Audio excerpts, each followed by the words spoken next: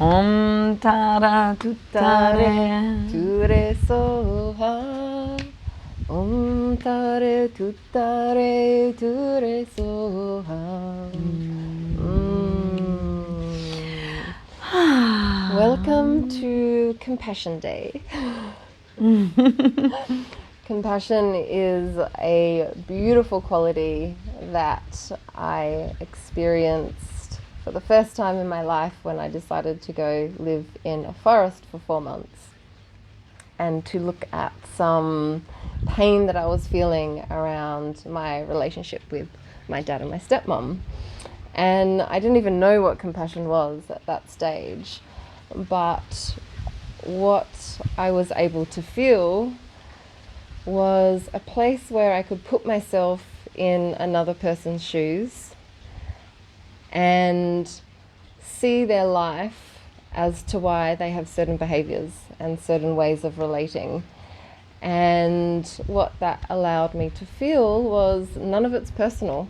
We think it's all about us and it's all about me. That's why they're being so horrible. And it's like it's about them, and there's some struggle in them that hasn't yet resolved as to why they're behaving in a way that perhaps we find difficult to be around or offensive or judge with our mind.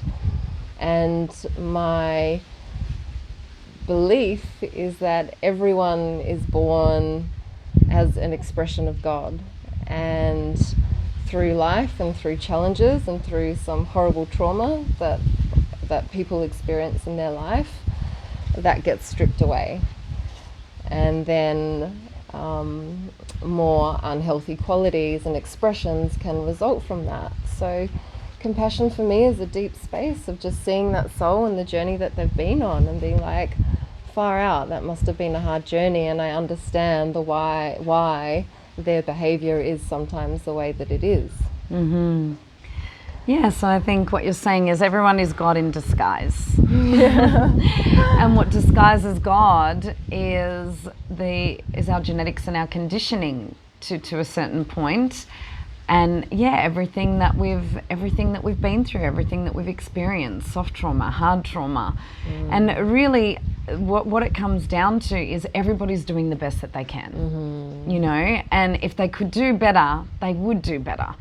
And, you know, sometimes it's a really hard pill to swallow. It's like, well, surely they can do better than that. You know, fuck, that's pretty shit. But that's where they're at. And it's all relative to experience. I remember there was this man at a park one day, and someone told me this story, actually. There was a man at a park, and his children were behaving terribly. They were causing absolute havoc in the playground.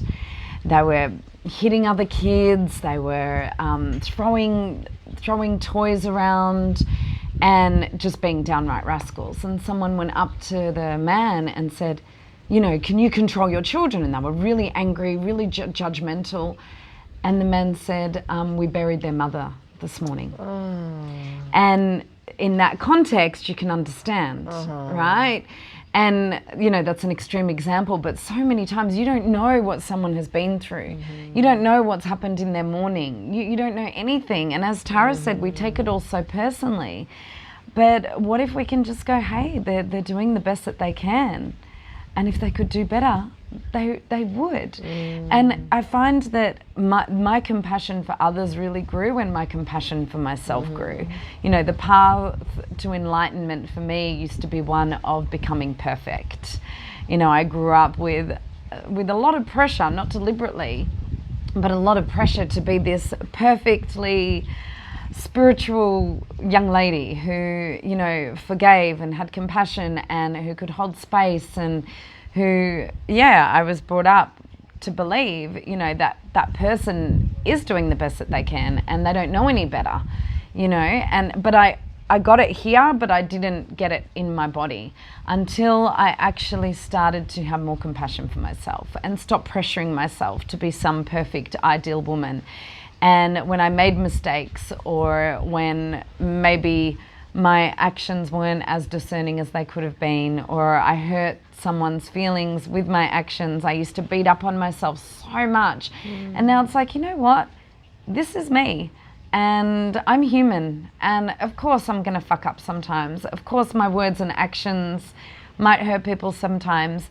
And one of my close friends introduced me to a mantra about 8 years ago, and I'm going to introduce you to that mantra right now. So Sarah Blacker, if you're listening, thanks babe. So closing your eyes everyone, and you're going to repeat this mantra after me. And just imagine you've just fucked up, actually. Or think about something you really beat yourself up on. You know, oh, I still go into reaction. Or I'm not committing to my daily practice every day. Or whatever it is. Let's try this mantra whenever you're beating up on yourself.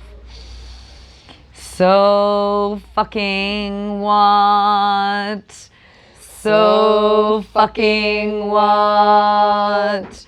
So fucking what? So fucking what? So fucking what?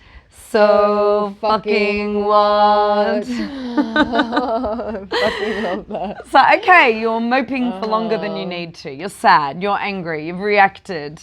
You haven't done everything on your things to do list, you know. So fucking what? Or someone else hasn't. You know, someone hasn't attuned to you perfectly. Someone has said something. It's like we don't always have to talk about everything in here or with someone. It's like, so fucking what? Can I just have compassion for myself, for that person, let it go and have a good life? You know, sometimes we just need to look at it that way. Yeah. And on a deeper note, Tara actually, you know, her name means compassion. And she's one of the most compassionate people I've ever met. And I remember one time when I was really, really down on myself and you were holding me and I was just curled in your arms and I could just feel this beautiful space of you really feeling what I was feeling. And I think that you have a great capacity to put yourself in someone's shoes and really feel them. So before we leave our listeners today, just some wise words from Tara herself about really putting yourself in another's shoes and fully feeling them. Yeah, so what I tend to do, naturally do, is just to feel the person beyond their personality and what they present, and just feel really their heart and feel into what they must be holding in their nervous system and in their body to be behaving in certain ways. And I just see their little boys and their little girls and how scared they are and how sad they are and how angry they are. And I think fair enough. And then I just love that part of them, that shaky part of them that needs to react in certain ways to protect itself. And I just love that part of them because I know that part also lives in me, and that I have a scared little girl and I have a scared little boy inside of me, and I love that part of me so I can love it in them. Beautiful, darling. Okay, so let's all have an intention to be more compassionate, to come from this space of, you know, I'm doing the best I can, others are doing the best I can, give ourselves a break and give everyone around us a break. We don't have to be perfect. No one else has to be perfect. And really when compassion is a virtue that we're really living, then rather than perfection being the highest goal, it's wholeness. It's just that space of welcoming everything, of being whole, of accepting the dark and the light, the little boy and the amazing woman, you know, the little girl and the incredible man, whatever it is. Every part of you is divine, so embrace all of it in a space of wholeness instead of trying to be perfect. And I think that will really support you in opening the heart of compassion in your life. Thanks everyone. Love you all.